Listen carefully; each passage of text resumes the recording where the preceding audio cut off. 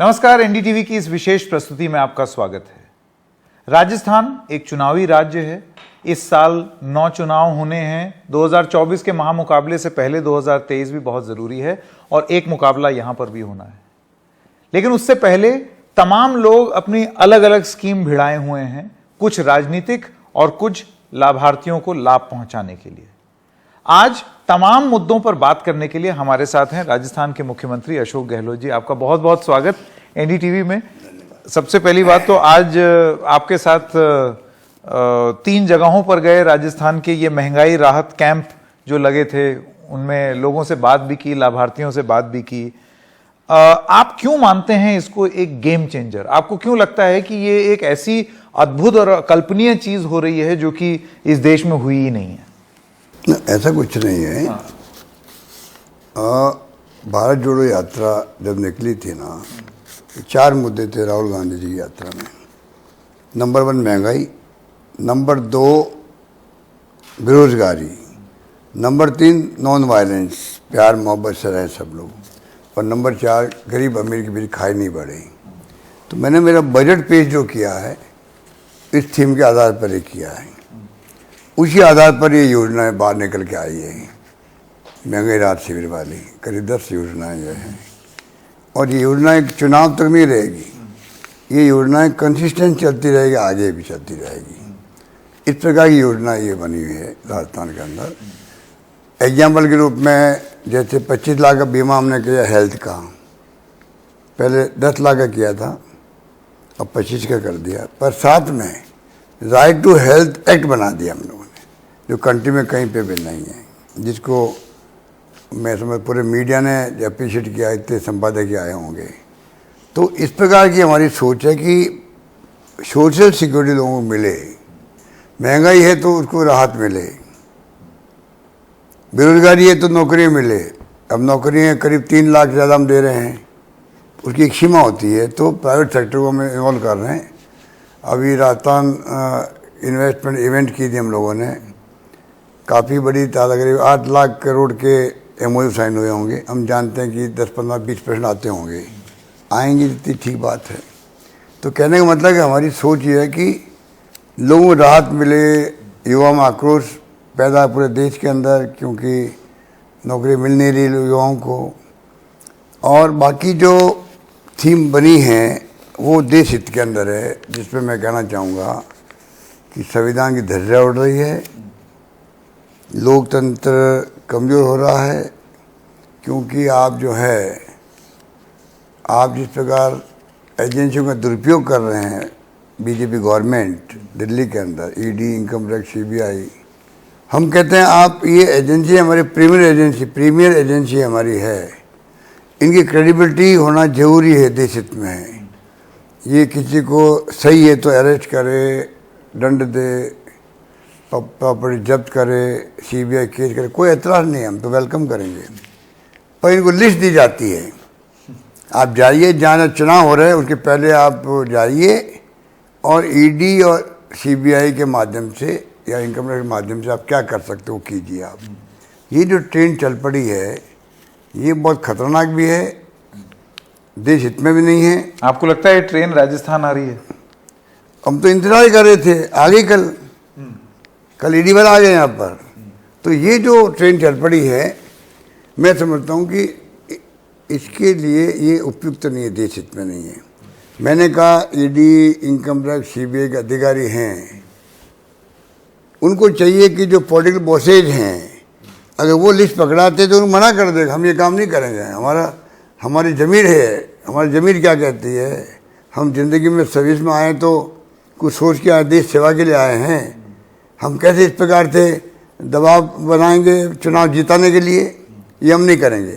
ये वक्त आ गया इस प्रकार की बात करने का, ये मेरा मानना है। एक सवाल भारतीय जनता पार्टी से ही करें तो वसुंधरा राजे मुख्य रूप से आपकी प्रतिद्वंदी राजस्थान में वही हैं। पिछले 3 दशक से तो हम देख रहे हैं, और ज्यादा ही उल्टे। आप मुझे बता सकते हैं, यहाँ पर एक बार अशोक गहलोत आते हैं, एक बार वसुंधरा राजे आती हैं। 5-5 साल तक ऐसा चल रहा है। आज नारा भी लग रहा था 4थी बार गहलोत सरकार। यहां पर एक खबर आई मीडिया में कि आपने उनकी तारीफ करके उनको उनकी पार्टी में आपने बड़ा अनकंफर्टेबल कर दिया। आपने बोला कि उन्होंने मेरी सरकार गिरने से बचा लिया।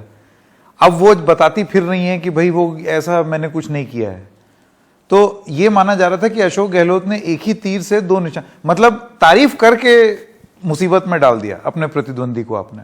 नहीं, ऐसी बात देखिए, एक बताऊँ आपको, एक घटना यहाँ हुई थी जब बैरुद्दीन शेखावत साहब थे मुख्यमंत्री।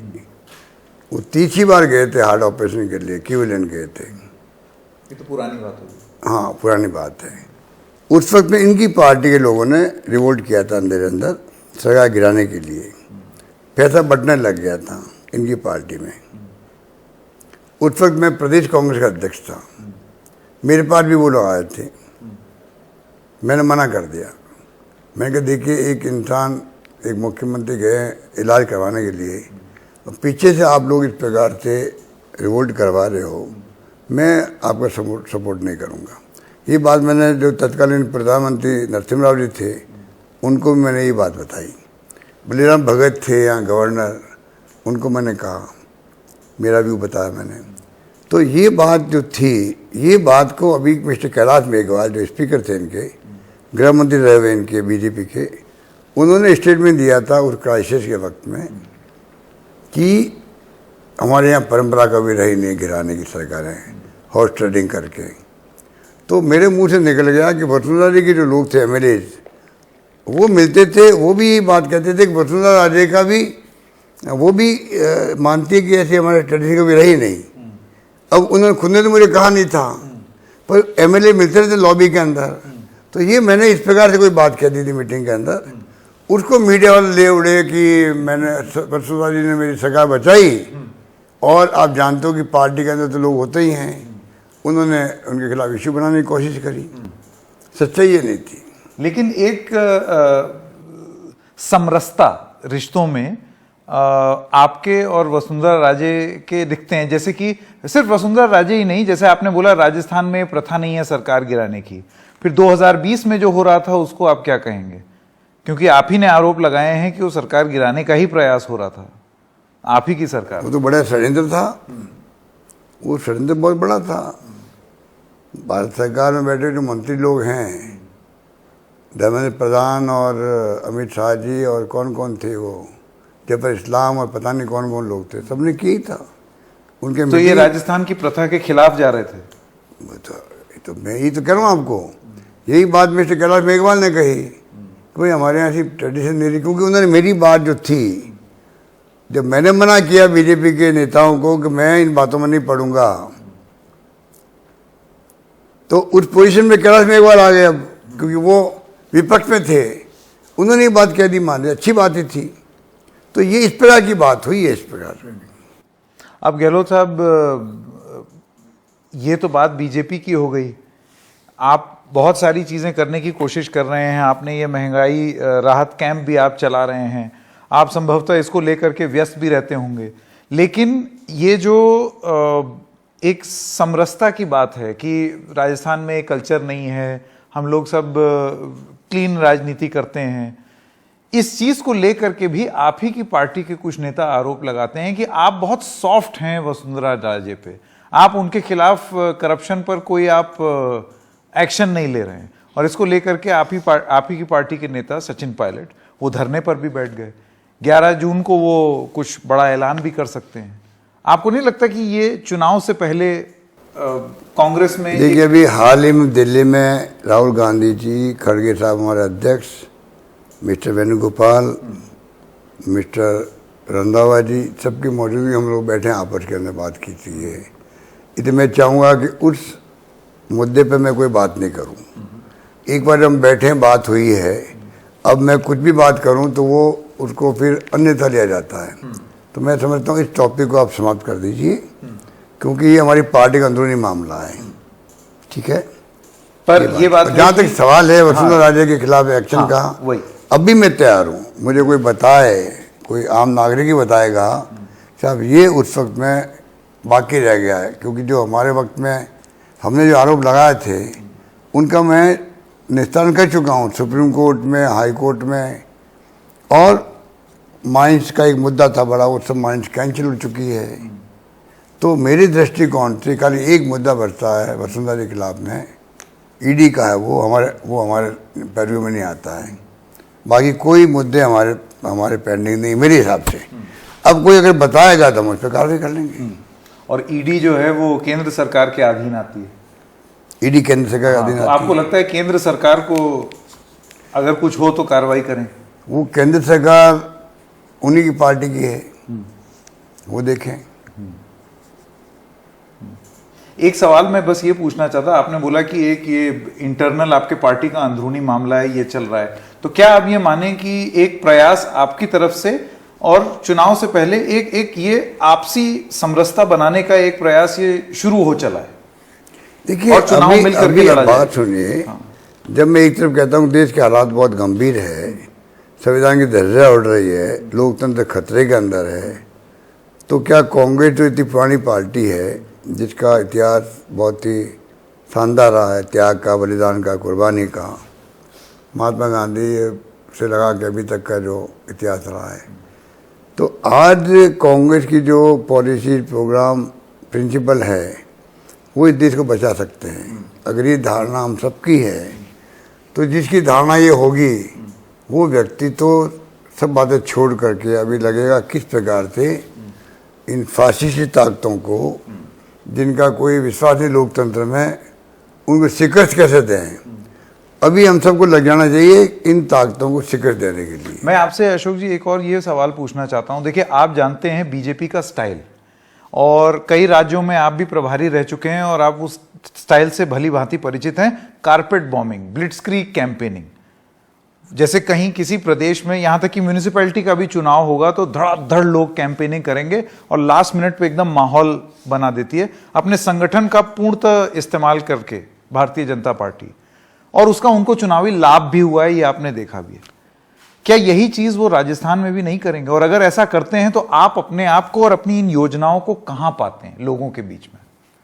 देखिए, मेरा मानना इस बार मोदी जी, अमित शाह जी, जैसा आप कहते हैं कारपेट बॉम्बिंग, ये तो हैदराबाद के नगर निगम चुनाव में चले गए, ये आप ठीक कह रहे हो, पर मेरा मानना है कि इस बार हमारी गवर्नेंस जो रही है 5 साल, और जिस प्रकार हमने, चाहे वो इंफ्रास्ट्रक्चर हो, चाहे वो शिक्षा का मामला हो, स्वास्थ्य का मामला हो, पानी की स्थिति हो, या बिजली की बात हो, या रोड्स की बात हो, 1 लाख किलोमीटर रोड्स बन रही राजस्थान के अंदर, और 56,000 किलोमीटर बन चुकी है।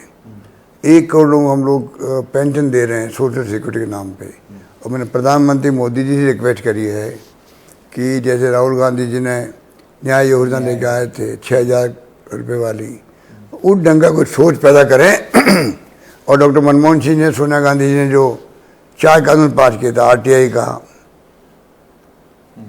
मनरेगा का, फूड सिक्योरिटी का, RTE का, उसी पैटर्न में right to social security act लाए पार्लियामेंट के अंदर, जिससे कि पूरे मुल्क के अंदर एक साथ सबको न्याय मिल सके। फिक्स कोई फॉर्मूला बनेगा, जो नीडी है दुनिया के मुल्कों में हो रहा है, वीकली पैसा पहुंचता है। तो हम विश्व गुरु बनने की बातें कर रहे हैं, तो मैं समझता हूँ समय आ गया कि हमें सोशल सिक्योरिटी की तरफ सोचना चाहिए। हमने तो इस दिशा में एक कदम और आगे बढ़ा दिया, राजस्थान में राइट टू हेल्थ एक्ट बना दिया। 25 लाख का बीमा तो किया ही किया है, साथ में हमने राइट टू हेल्थ का एक्ट पास कर दिया है। इसका मतलब प्रदेशवासियों की हेल्थ की जिम्मेदारी सरकार की हो गई है। बहुत ही इसको वेलकम किया है पूरा देश की मीडिया ने भी किया, और हमारे ख्याल सुप्रीम कोर्ट की भी मंशा यही थी कोई जमाने के अंदर। एक सवाल मैं आपसे पूछना चाहता था गहलोत साहब, देखिए आज जब हम ये इस कैंप में थे तो एक बहुत ही राजनीतिक रूप से जागरूक एक इंसान का ये कहना था कि जिस तरीके से 2018 में एक नारा चल पड़ा था कि मोदी तुझसे बैर नहीं, रानी तेरी खैर नहीं, एक ये नारा बड़ा चला था क्योंकि उनको वसुंधरा राजे से लोगों को बड़ी दिक्कत थी, मोदी से वो दिक्कत नहीं थी। ये डिफरेंशिएशन लोगों ने बना के मन में रखा था और उसका लाभ आपको हुआ, आपकी सरकार आई। कहीं इस बार ऐसा तो नहीं है कि मुख्यमंत्री अशोक गहलोत अपनी स्कीमों की वजह से तो लोकप्रिय हैं, लेकिन क्या उनके विधायक भी उतने ही लोकप्रिय हैं? कहीं ऐसा ना हो लोग को आपसे बैर ना हो लेकिन आपके विधायकों से हो? इस स्थिति से आप कैसे निपटेंगे? देखिए, पार्टी में डिस्कशन होते रहते हैं बातों का, हाईकमांड में होते रहते हैं, और पार्टी हमेशा सोच समझ के टिकट बांटती है। अभी सर्वे होते हैं, AICC करवाती है, लोकल सर्वे होते हैं, तो मैं समझता हूँ कि सर्वे के आधार पर फैसले होंगे, सही फैसले होंगे, मेरी उम्मीद है। और अगर सही फैसले होंगे तो सरकार आने में इस बार कोई दिक्कत नहीं आएगी, क्योंकि लोगों का मूड इस बार लगता है रिपीट करने का। चाहे मोदी जी, चाहे वो अमित शाह जी, चाहे वो ये नारे लगाते हैं धर्म के नाम पर, इस बार कोई नहीं चलने वाला। जैसे कर्नाटक में नहीं चला था, बजरंग बली का नाम लिया इन्होंने, बहुत गलत काम किया था। मैंने उसमें मांग की थी इलेक्शन कमीशन को रोक लगाने चाहिए कैंपेन करने में प्रधानमंत्री मोदी जी को। ये क्राइम है एक प्रकार से, मैंने मांग की थी उस वक्त में भी। ऐसा कोई नहीं धर्म के नाम पे। आपको लगता है उस तरीके की चीज राजस्थान में भी होगी? नहीं, एक तो देखिए, ये इनकी फितरत में कुछ भी कर सकते हैं लोग, कुछ भी कर सकते हैं, धन बल की कमी नहीं है। सब पार्टियों को टाइट कर दिया है, इलेक्टोरल बॉन्ड आ गए हैं, कोई तुक नहीं उसका। मतलब एक प्रकार से जो कुछ हो रहा देश के अंदर, वो एक ऐसी स्थिति में देश पहुंच रहा है।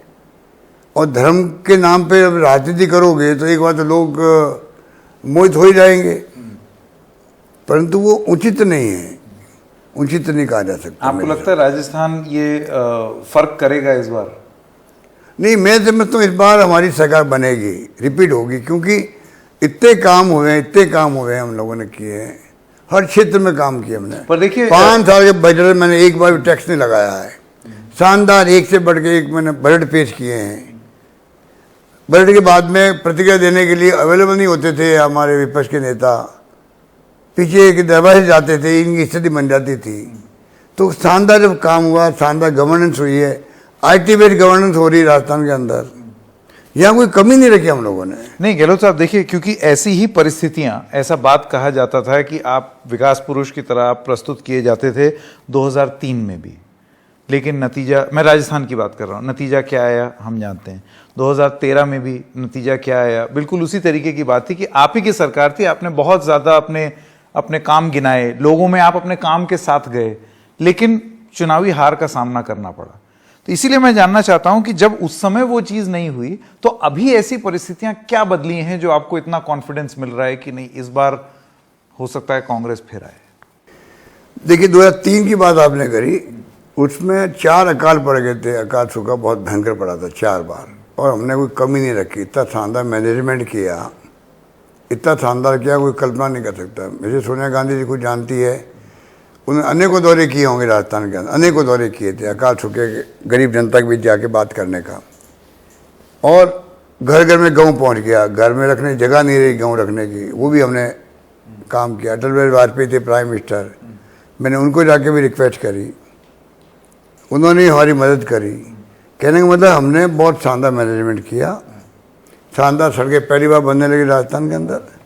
पर एक स्ट्राइक हुई थी कर्मचारियों की, 64 day strike, no work no pay रखा हमने, सब नाराज हो गए।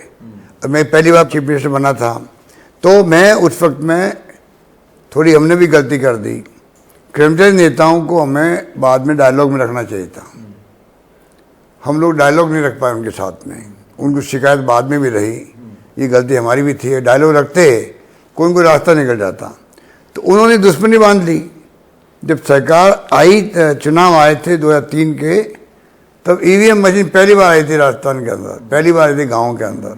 सही बात है। उन्होंने भी तय कर लिया,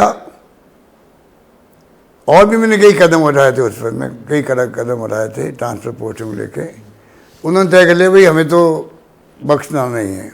तो मेरे खिलाफ पोलिंग पार्टी नारे लगाते हुए गई, कसम खा कर गए, तो वो माहौल अलग बन गया और हम लोग चुनाव हार गए। जहाँ तक मैं समझता हूँ 2013 में भी 13 में तो स्थिति बिल्कुल अलग थी। देखिए, उसको हर व्यक्ति को समझने की कोशिश करनी चाहिए। शीला दीक्षित ने शानदार काम किया दिल्ली में, वो खुद चुनाव हार गई। छत्तीसगढ़ में और ये आपका मध्य प्रदेश चुनाव हारने वाले थे वो लोग, वो चुनाव जीत गए, और हम लोग बुरी तरह चुनाव हार गए, 21 पे आ गए। 21 में आने वाली तो हमने कोई काम नहीं किए थे, 21 पे आ जाएंगे हम लोग। पर मोदी जी का जो लॉन्चिंग किया गया आरएसएस द्वारा, बीजेपी द्वारा, बहुत तैयारी के साथ किया गया। सोशल मीडिया का पूरा दुरुपयोग किया गया, झूठे नारे लगाए गए, झूठे वादे किए गए थे। 2 करोड़ लोगों को रोजगार देंगे, अच्छे दिन आएंगे, क्या क्या नहीं कहा गया उस वक्त में। वो आज नाम नहीं लेते हैं वो लोग, चाल चरित्र चेहरे वाली बातें ही भूल गए अब तो वो। तो उस वक्त में जो माहौल बनाया था, मेरे ख्याल से मार्च में गोवा के अंदर इनको कैंपेन कमेटी चेयरमैन बनाया गया। मार्च जून में कभी गया था, जून में किया होगा। उसके बाद में सितंबर आते आते इनको प्राइम मिनिस्टर का उम्मीदवार बना दिया गया। और इधर हमारे आरएसएस और बीजेपी ने जो अन्ना हजारे को बैठाया, केजरीवाल को बैठाया धरने पर, बाबा रामदेव का दुरुपयोग किया, वो ऐसा माहौल बना दिया। अब वो कोलगेट कहाँ गया, 2G स्पेक्ट्रम कहाँ गया, कोई नाम लेता है क्या? लोकपाल कहाँ गया, जिस लोकपाल के नाम पे अन्ना हजारे बैठे थे, लोकपाल कोई नाम लेता है क्या देश के अंदर? ये पब्लिक पर्सन बन जाते हैं, बन गया। और ऐसा बन गया बस मोदी आएगा पता नहीं चमत्कार कर देगा देश के अंदर। और ऐसी स्थिति बन गई, कोई सुनने के लिए तैयार नहीं हुआ। वरना हमारे यहाँ तो कैसी भी परिस्थिति थी, 21 पे नहीं आता, 50 तो आ ही जाते थे सीटें हमारे।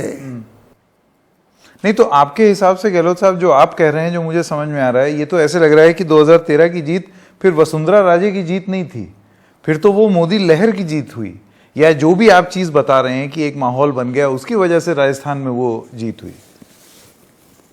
तो ये इसको वसुंधरा राजे की जीत आप नहीं मानेंगे 2013 की? देखिए 2013 की जीत तो मैंने कहा नरेंद्र मोदी के नाम का जो माहौल बना कंट्री में, जो कि यहाँ राजस्थान में भी दिखा, राजस्थान में भी दिखा, सब जगह दिखा, इसमें कोई दो राय नहीं। इसको हमें स्वीकार करना चाहिए। ये बात तो वसुंधरा जी को स्वीकार करनी चाहिए। अच्छा, सब कुछ स्वीकार करना चाहिए कि वो नहीं जीती थी 2013 में। नहीं, वो देखिए बात सुने, वैसे जो पीसी प्रेसिडेंट होता है या बीजेपी प्रेसिडेंट होता है, वो खुद क्या जीतता है। मैं पीसी का अध्यक्ष था राजस्थान के अंदर। बैभव शेखावत साहब 52 से जीतते आए थे। मोहनलाल सुखाड़ी के वक्त के वो व्यक्ति थे, 3 बार मुख्यमंत्री रहे। उन्होंने कहा मैं जीते जी कांग्रेस को सत्ता में नहीं आने दूंगा। मैंने चैलेंज वापर किया, शेखावत साहब आपकी जीते जी कांग्रेस सरकार बनाएगी राजस्थान के अंदर, भगवान आपको लंबी उम्र दे, आप हमारे शासन को देखें। और 8-10 महीने बाद में खुद ही मुख्यमंत्री बन गया। तो मैंने ये बात उनको हाउस में सुनाई थी, 32 पे वो आ गए थे। और हमारी पार्टी आई 156 पे आई। तो क्या 156 ला के मैं लेके आया क्या? अगर मान लो आई 156 पे, तो पार्टी का नीति कार्यक्रम सिद्धांत होते हैं, पार्टी जीतती है, हाईकमान का ऑरा होता है। हाईकमान का ऑरा से मैसेज जाता है, जैसे नरेंद्र मोदी के ऑरे से मैसेज गया पूरे कंट्री के अंदर, चुनाव वो हारने वाली सीटें जीत गए, हम लोग हार गए। ऑरा होता नेता का भी होता। सोनिया गांधी जी कांग्रेस प्रेसिडेंट थी उस वक्त में, बनी थी वो साल भरी हुआ मुश्किल से, उनका ऑरा बना हुआ था। हम चुनाव जीत के आ गए, 156 पे आ गए हम लोग। मैंने कभी नहीं कहा मैं लेके आया हूँ, मैंने कभी नहीं कहा। और वसुंधरा जी कैसे कह सकती है? ठीक है, वो अध्यक्ष है, पहले सीएम रही थी मान लीजिए पहली एक बार, थोड़ा बहुत फर्क उसका भी होता है, इसमें कोई दो राय नहीं। परंतु ये कहना भाई कि मैं खुद अकेले लेके आ गई, मेरे ख्याल में उन्होंने कभी कहा भी नहीं होगा। आप अपना मुख्य प्रतिद्वंदी राजस्थान के इस चुनाव में किसको मानते हैं?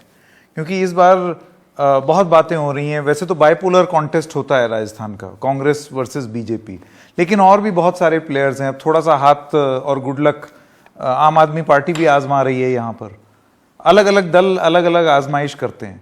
आप अपना राजनीतिक प्रतिद्वंदी किस व्यक्ति को मानते हैं? पार्टी तो हम जानते ही हैं।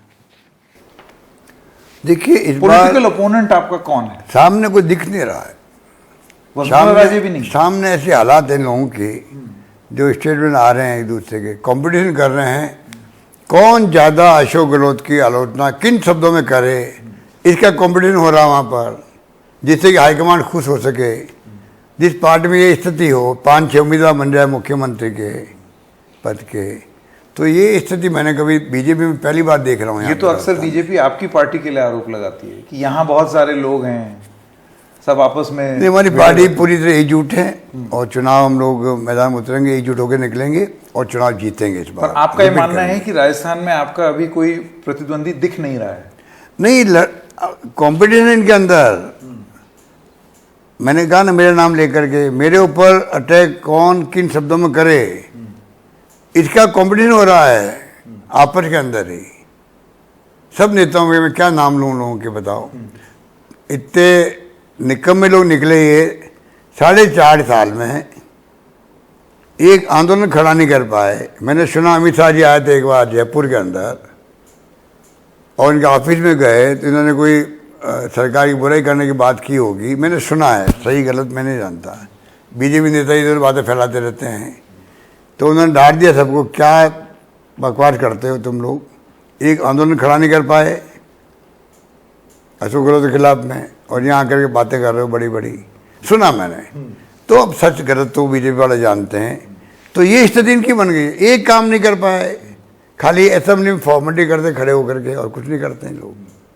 और अभी आक्रोश रैली निकाली, भीड़ इकट्ठी नहीं हुई कहीं पर जिलों के अंदर, बल्कि पुलिस वालों को इशारा करना पड़ता था, यार कुछ पानी की बोतल डाल दो हमारे ऊपर तो हम ये आंदोलन खत्म कर दें और हमारा फेस सेविंग हो जाए। इनकी स्थिति रही है। किस मुँह से बात करेंगे ये? आरोप लगाते हम लोग, इनको पूछो, आरोप लगाने पड़ेगा, तथ्य तो दो जनता को भी। ये तो आप बड़ी विचित्र बात कर रहे हैं कि बीजेपी के नेताओं ने आपके प्रशासन से कहा कि हमारे ऊपर थोड़ा वाटर कैनन डाल दीजिए कि हम अपना आंदोलन खत्म कर दें। लगे कि हमने सुनते हैं पुलिस वाले खुद ही कहते रहते साहब ये स्थिति बनी, वहां की स्थिति बनी। अब कुछ सवाल मैं आपसे पूछना चाहता हूं ये राहत कैंप को लेकर के, क्योंकि ये कुछ ऐसी चीजें हैं, वेलफेयर स्कीम्स, यही वेलफेयर स्कीम्स जो हैं इनको अहले ज़मा रेवड़ी भी कहा जाता है कुछ कुछ जगहों पर। तो आप लाभार्थी खड़े कर रहे हैं या आप रेवड़ी बांट रहे हैं? आप क्या कर रहे हैं? ये जो स्कीमें हैं, 500 का सिलेंडर, शहरी रोजगार गारंटी, मनरेगा रोजगार, कामधेनु, फ्री राशन, 1000 रुपए महीना पेंशन, ये लाभार्थी 25 लाख का बीमा, 25 लाख का चिरंजीवी बीमा, 10 लाख का दुर्घटना बीमा, एक 2000 यूनिट फ्री बिजली गांव में, 100 यूनिट बिजली फ्री। ये रेवड़ी है या जन कल्याण? जन कल्याण है, जन कल्याण है। जब महंगाई है तो सरकार की ड्यूटी बनती है कि आप किस प्रकार से उनको राहत पहुंचाए पब्लिक को। मतलब हर प्रदेश में पब्लिक खुश रहनी चाहिए, ये प्रयास होना चाहिए सरकारों का।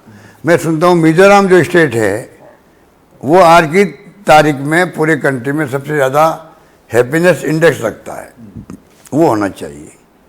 हमारे भारत सरकार के आंकड़े आए थे राजस्थान के बारे में, नंबर 2 पे हम लोग आर्थिक विकास दर में हैं, नंबर 1 पे आंध्र प्रदेश है 11.4%, हम लोग 11.04% पे हैं।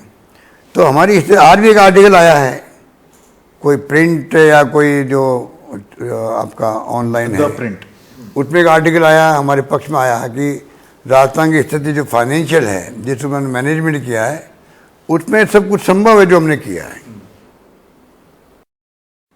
तो आपको लगता है कि ये, क्योंकि एक आरोप ये भी चला कि ये जो आपने इतने लोक लुभावन वादे दिखा दिए, अगर आप वापस नहीं आए तो अगर कोई और सरकार आई तो उसके सिर पर आप बहुत बड़ा वित्तीय भार छोड़ करके जाएंगे, ये आरोप। हम आएंगे, हम इन स्कीमों को और मजबूत करेंगे। नंबर 1, हो सकता है कि नई स्कीमें भी लेके आए।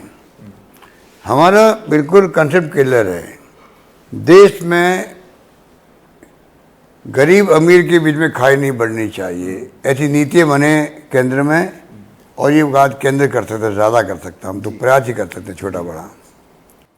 मैं एक सवाल आपसे बस जाते जाते ये पूछना चाहता हूँ कि ये जो महंगाई राहत कैंप है और ये जो लाभार्थी हैं, अभी जो ताज़ा आंकड़े आ रहे हैं, आप मुझे करेक्ट कर सकते हैं, जो ताज़ा आंकड़े हैं कि करीब 1.5 करोड़ लोगों ने 1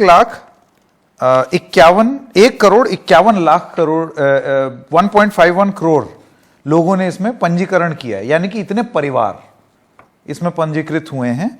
और आपने ये जो गारंटी कार्ड है इन स्कीमों में, वो 6.8 करोड़ वितरित किए हैं। राजस्थान में कुल परिवार मेरे ख्याल कितना 1 करोड़ 93,000 1.93 जी, तो उसमें से 1.5 करोड़ ने तो आ चुके पंजीकरण कर हैं। लिया। यस, इसको एक पॉलिटिकल सक्सेस की तरह भी देखा जा सकता है कि भाई इतनी पॉपुलैरिटी रही इन स्कीम्स की। लेकिन आपको लगता है कि यहां एक बड़ा डेंजरस अजम्पशन है अशोक गहलोत जी, कि जो कोई आपकी स्कीम्स में इंटरेस्टेड है वो आप में भी राजनीतिक रूप से इंटरेस्टेड है, यानी कि वो आपकी स्कीम का लाभ लेगा और फिर आप ही को वोट दे देगा।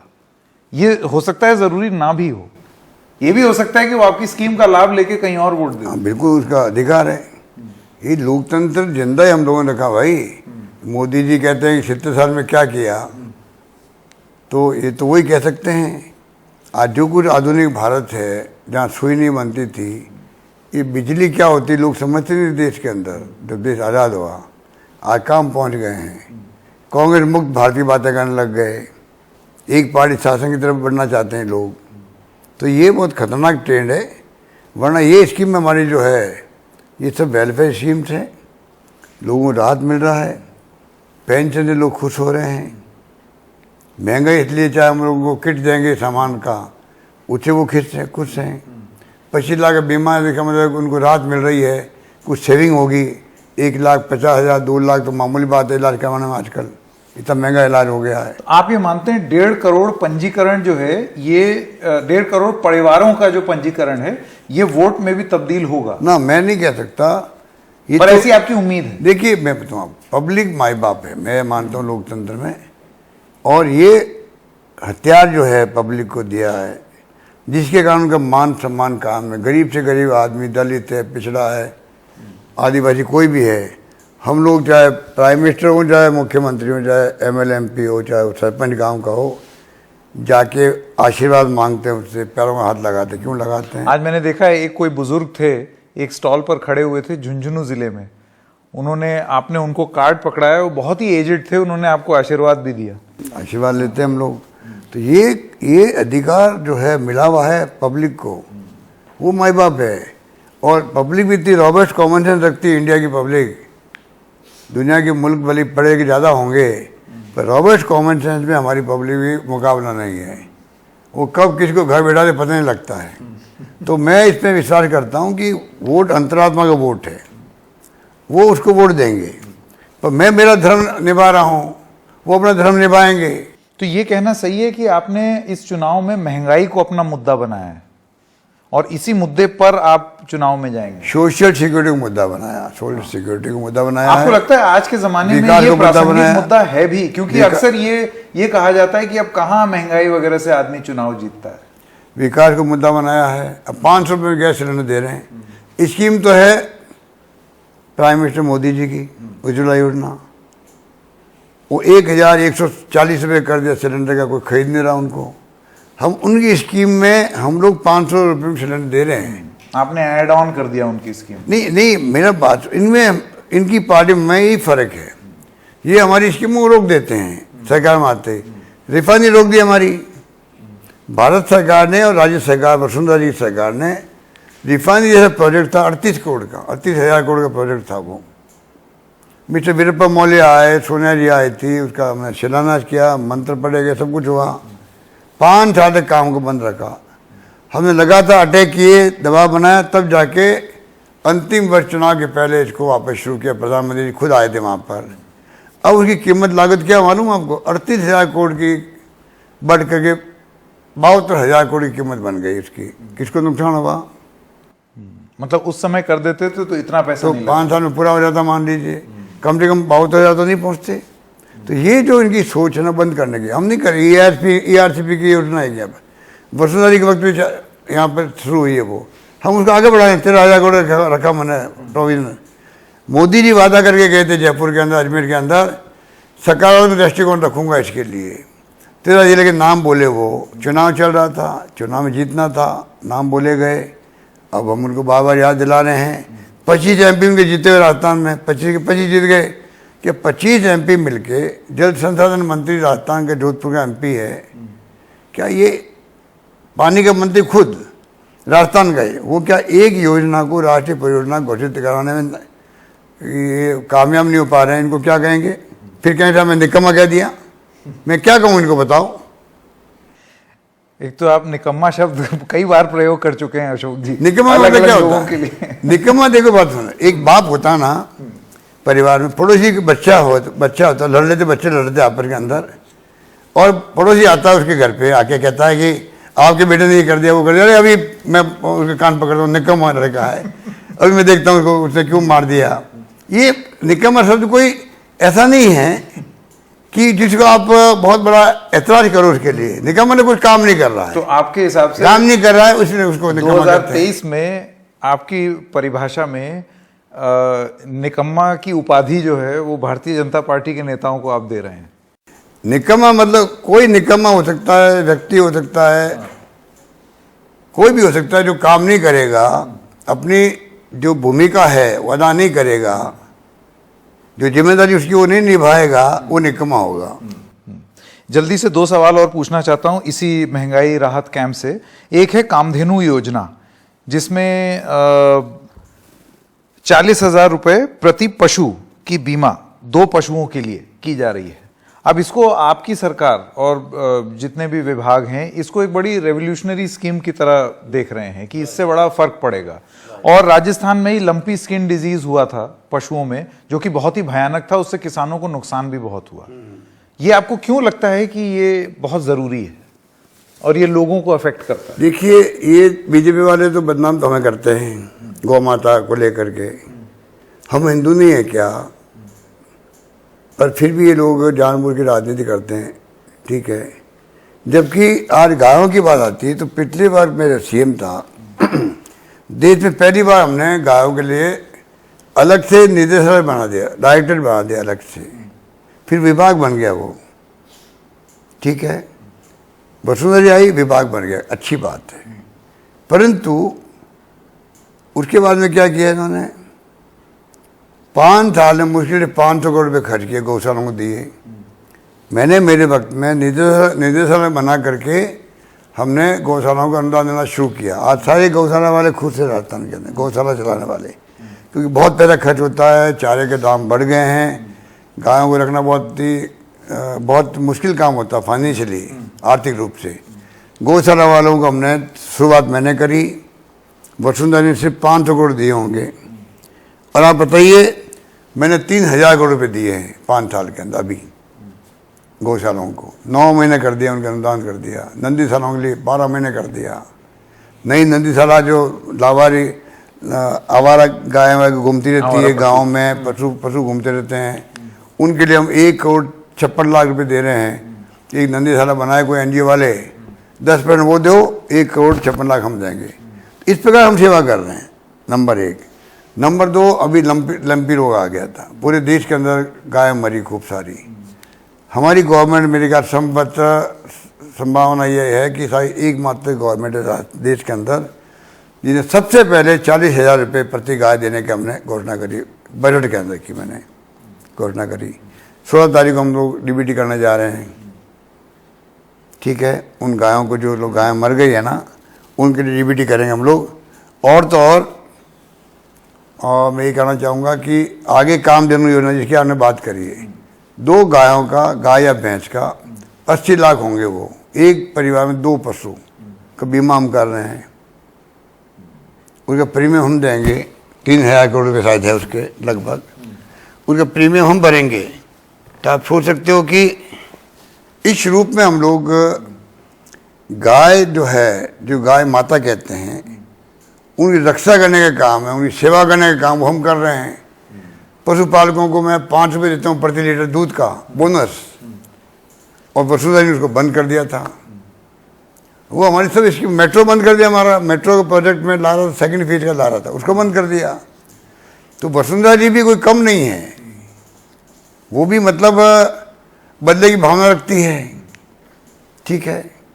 और पिछली गवर्नमेंट श्रेय क्यों मिले? बंद कर दो योजनाओं को। मैं अगर आप गिनाने लगूँ तो 8-10 योजनाएं होगी जो बंद कर दी उन्होंने, बंद कर दी। और तो और बद्रीनाथ केदारनाथ में जो लोग मर गए थे तूफान और आंधी के अंदर,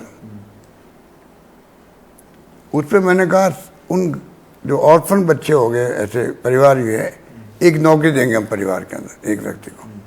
मेरे वक्त में 15-20 नौकरियां लगी होगी, काम चल रहा था। उनकी गवर्नमेंट आई, उनकी गवर्नमेंट ने नौकरी बंद भी कर दी और जिनकी नौकरी लगी थी उनको निकाल दिया। और ये धार्मिक लोग बनते हैं क्या? कहने कथनी करने में अंतर नहीं के, खाली कहते हैं करते कुछ नहीं है। ये मैं कहना चाहता हूँ। कामधेनु योजना हमारी शानदार है। आप देखेंगे जो गाय कभी मर गई बेचारी या भैंस मर गई तो उनको कम से कम 40,000 रुपये मिलेंगे एक परिवार को, नई गाय खरीद सकते। आप इसको सही मायने में गौ सेवा मानते हैं? कामधेनु योजना नहीं, ये भी पशुपालक पशु सेवा। किसान जो है ना, पशुपालक भी किसान की तरह ही है। अधिकांश तो किसान ही पशुपालक ही होते हैं। उनके आजीविका का साधन जो है राजस्थान के अंदर या देश में कई जगह, वो किसान खेती करता है, उसी ढंग से पशुपालन के माध्यम से दूध बेचता है। वो भी उनके लिए रोजगार का साधन है। आप इसको किसी रुपये मान लीजिए, 5 रुपये दे रहा हूँ प्रति लीटर दूध का बोनस, पहले 2 रुपये था, इन्होंने बंद कर दिया। मैं वापस आया सीएम बन के, मैंने 2 का 5 कर दिया। तो ये तो अपनी अपनी सोच है। देखिए हमारी सोच यही है। अब मेरा आखिरी सवाल, मैंने सुना अब आप फोन भी बांट रहे हैं। आज कुछ ऐसा बयान आया जो सुनने में मिल रहा है कि अशोक गहलोत की सरकार लोगों को फोन और इंटरनेट भी मुहैया कराएगी। ये हमारे 1 साल पहले का वादा है। चिरंजीवी योजना जब लागू मैंने करी है ना, बजट की घोषणा ये है 5 लाख दुर्घटना बीमा एक व्यक्ति के लिए। पहले 5 लाख ही था। अनुभव से मैं सीखता हूँ। फिर एक परिवार क्या, 3 बच्चे डूब गए। एक परिवार का एक बच्चा था, उसको 5 लाख मिल गए। दूसरे परिवार के 2 बच्चे डूब गए उसी घटना में, उनको 5 लाख ही मिले। तो मैंने कहा कम से कम एक परिवार को 10 लाख करते हैं। ऐसी घटना हो ही जाए तो 10 लाख तो मिले ही। इस प्रकार हमने किया उस वक्त में भी। नहीं, ये तो चिरंजीवी योजना मैं कह रहा हूँ कि हाँ, मैं उसी पे आ रहा हूँ। उसी में स्कीम बनाई हम लोगों ने। जनाधार कार्ड जो बना है हमारे वहाँ चिरंजीवी योजना का, उसकी मुखिया महिला है 1,35,00,000। ठीक है, तो 1,35,00,000 जनाधार कार्ड मतलब स्टेट का कार्ड जो चिरंजीवी योजना का उनको फायदा मिलेगा। 25 लाख का मिलेगा। वो महिलाएं ज्यादा और उनको मिलेगा, उसी कार्ड से मिलेगा, दुर्घटना बीमा ही मिलेगा। नहीं, मुखिया बनाई हमने, महिला को बनाया हर परिवार के। तो हर परिवार की मुखिया 1,35,00,000 के लगभग है। उसमें वादा किया हुआ स्कीम के अंदर है, हमारे घोषणा के अंदर है कि इनको हम लोग स्मार्टफोन देंगे, 3 साल की इंटरनेट सेवाएं फ्री के साथ में देंगे। ठीक है ना, इंटरनेट उसमें 3 साल तक फ्री रहेगा। ये महिला सशक्तिकरण का भी एक कारण होगा। ठीक है, वुमेन एम्पावरमेंट का। 1,35,00,000 फोन कहाँ से लाएंगे आप? वो दिक्कत हमारे साथ आ रही है। पहले चिप जो था, चिप की शॉर्टेज। कोरोना फैला है, उसका शानदार मैंने मैनेजमेंट किया। राजस्थान का बड़ा नाम हुआ देश के अंदर। बिरला मॉडल तो WHO तक पहुंच गया था। कोई कमी नहीं रखी, दवाएं फ्री, सब फ्री, शानदार इलाज, ऑक्सीजन से कोई नहीं मरा है राजस्थान के अंदर। बहुत शानदार हमने प्रबंधन किया था, लोग मानते हैं। पर चिप जो होती है, जो मोटर से चलती है आजकल आधुनिक कारें या ये मोबाइल फ़ोन, ये चिप से चलते हैं। क्राइसिस हो गया, वर्ल्ड के अंदर क्राइसिस हो गया। हम लोग बांट नहीं पाए टाइमली, थोड़ी कीमत भी आगे पीछे हो गई होगी। पर अब चक्कर ही आता है, एक क्वालिटी का मोबाइल फ़ोन एक साथ ले नहीं सकते हम लोग। और अलग अलग ब्रांड बांटेंगे तो आपस में कहेगा इसको अच्छी मिली, मुझे कम ब्रांड पॉपुलरिटी मिल गई। तो एक विचार चल रहा है हमारी।